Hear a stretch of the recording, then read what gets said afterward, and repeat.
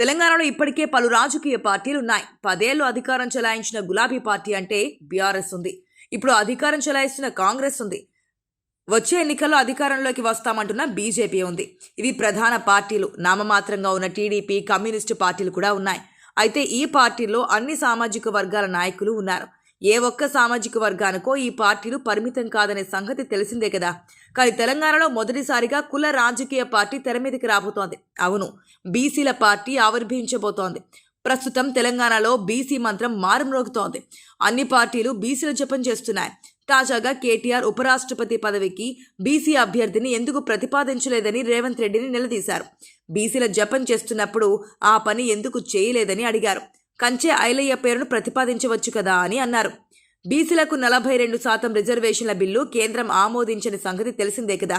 దానిపైన కాంగ్రెస్ పార్టీ నాయకులు రేవంత్ రెడ్డి సహా మంత్రుల్లో ఢిల్లీలో ధర్నా చేసిన సంగతి తెలిసిందే కదా. బీసీలకు న్యాయం చేసేది తామేనని చెప్పుకొని క్రెడిట్ కొట్టేయడానికి అన్ని రాజకీయ పార్టీలు తెగ తాపత్రయపడిపోతున్నాయి. ఈ నేపథ్యంలో కొంతకాలం క్రిందట కాంగ్రెస్ ప్రభుత్వం చేసిన కులగణన మీద, బీసీ రిజర్వేషన్ల మీద పార్టీలో నానా రచ్చా చేసి రెడ్డి సామాజిక వర్గాన్ని దుర్భాషలాడి పార్టీ నుంచి సస్పెండ్ అయిన కాంగ్రెస్ ఎమ్మెల్సీ తీన్మార్ మల్లన్న త్వరలోనే కొత్త పార్టీ పెట్టబోతున్నట్లు ప్రకటించాడు. అది కేవలం బీసీలకే ప్రత్యేకమైన పార్టీ. బీసీల కోసం పార్టీ పెడతారని మల్లన్న అనే చింతపండు నవీన్ కుమార్ గతంలోనే చెప్పాడు.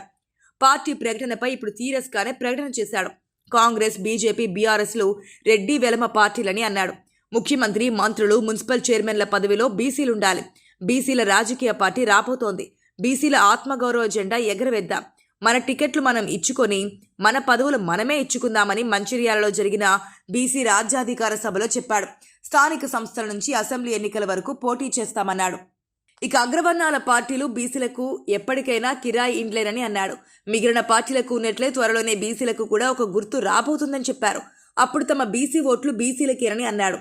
ఎస్సీ, ఎస్టీ, మైనార్టీ బిడ్డల చేయి పట్టుకొని తెలంగాణలో బీసీలం అధికారంలోకి రాబోతున్నామని అన్నాడు. బీసీలను ఇన్నాళ్ళు మోసం చేసిన అగ్రవర్ణ పార్టీలకు గోల్కొండ కోట వరకు దేకీయకపోతే తన పేరు తీన్మార్ మల్లన్న కాదని సవాల్ విసిరాడు. తెలంగాణలో ముదిరాజులు బీసీ ఉద్యమానికి పెద్దన్న పాత్ర వహించారన్నారు. బీసీలకు రాజకీయ అవకాశాలు ఇవ్వడానికి ఏ పార్టీ సిద్ధంగా లేదన్నాడు. సమగ్ర కులగణనలో బీసీ జనాభా 15% అని తేలిందని సీఎం రేవంత్ రెడ్డి ఆ 15% తీసుకుని పక్కకు జరుగు అంటూ తీన్మార్ మల్లన్న వ్యంగ్యంగా అన్నాడు. తమకు 42% కాదు 60% రిజర్వేషన్లు కేటాయించాలని డిమాండ్ చేశాడు. కేబినెట్లో బీసీలకు 9 మంత్రి పదవులు కేటాయించాలన్నాడు.